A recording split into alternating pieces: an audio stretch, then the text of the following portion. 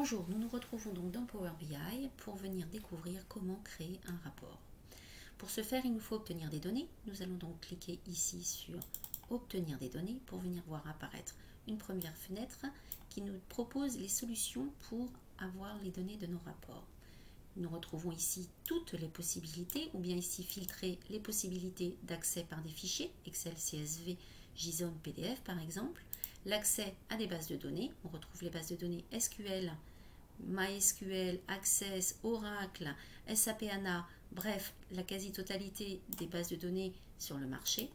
Power BI Platform en fait nous permet d'accéder, comme je vous l'avais expliqué, à des exemples et des jeux de données proposés par la communauté. Azure, nous avons ici l'accès donc au stockage de Microsoft, les services en ligne, beaucoup de choses que nous connaissons aussi par ailleurs, Google Analytics, etc. Et autres, nous retrouvons ici quelque chose que nous connaissons bien, les liens ODBC, les liens ODB, et les connexions par exemple au web. Pour notre démonstration ici, je vais utiliser en fait une connexion à une base de données SQL Server, comme ceci. On me demande de venir paraître le nom de ma machine. Je vais ici plutôt saisir le point pour que ça soit utilisable par tous. Deux modes de connectivité, importer, direct query. Importer me permet d'avoir directement les sources de données dans le rapport. Certes, cela lui donne un poids et une taille plus importante lorsqu'on souhaite la stocker, mais à l'intérêt de ne pas bloquer en fait les usagers, parce que lorsque nous choisissons Direct Query, c'est un lien direct avec notre serveur. Si les personnes qui téléchargent le rapport n'ont pas accès à notre serveur, ils ne pourront donc pas voir le rapport avec ces données. Nous choisissons donc Importer et nous retrouvons ici la totalité des bases qui sont stockées sur mon SQL Server sur ma machine. Nous retrouvons certaines bases d'ailleurs qui ne vous sont pas inconnues si vous êtes en formation à l'IGR. Nous retrouvons par ailleurs notre data mart que nous avons créé dans le cadre du projet, sur lequel nous allons venir sélectionner notre table de fait par exemple, et puis une autre table de dimension, par exemple nos clients individuels. Nous allons charger ces tables et voir qu'elles apparaissent ici avec le nombre de lignes que nous attendons. C'est très rapide selon la rapidité de la machine, et nous les retrouvons ici à droite dans l'onglet champs. On retrouve les différentes colonnes ici de notre table, classées par ordre alphabétique, et l'on se rend compte que la liste peut parfois être longue et pas forcément très compréhensible pour quelqu'un qui n'a pas partagé la création du data mart. Nous allons donc aller voir dans ce nouvel onglet les données. On retrouve la possibilité de choisir l'une ou l'autre de nos tables.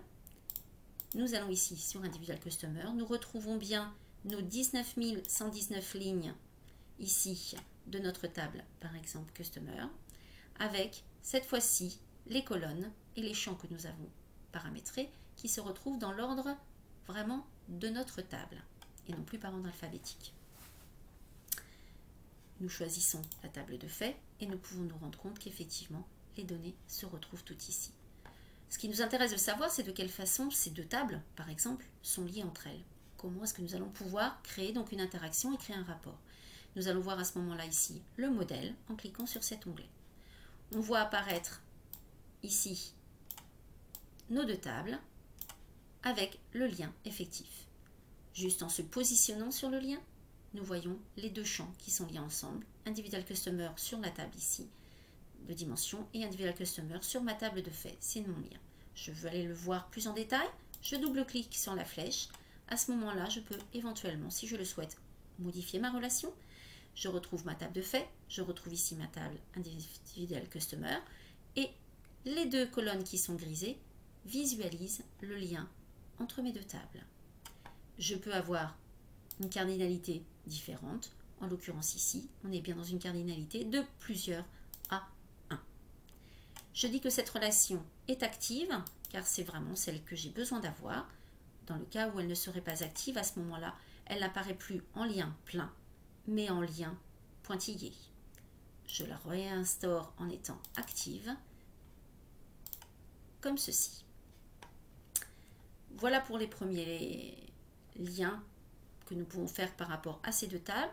Une dernière petite chose juste avant de nous quitter, Si éventuellement j'ai besoin de venir rajouter d'autres tables car il m'en manque, je peux juste venir sur Sources récentes, retrouver mes bases de données SQL locales simplement comme ceci et retrouver du coup rapidement mes différentes tables. Par exemple, je sélectionne ma table de temps, je l'importe et je la vois apparaître. Petite surprise, comme vous le voyez ici, nous avons 3 liens qui apparaissent entre la table de temps, ce qui est un petit peu normal puisque nous avons dans notre table de fait 3 dates, la date demandée, la date de commande et la date d'expédition. Nous avons donc paramétré dans notre Datamark 3 liens. Ici, notre lien actif est sur la date demandée.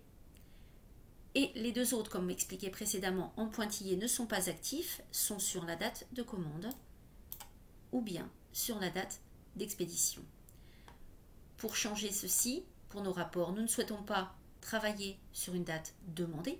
Donc nous allons désactiver cette relation de cette manière.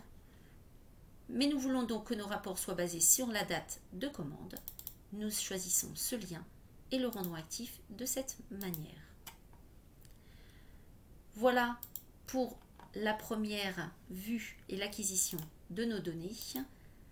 Nous allons revenir dans une prochaine vidéo sur l'utilisation de nos visuels et comment organiser nos données dans un rapport.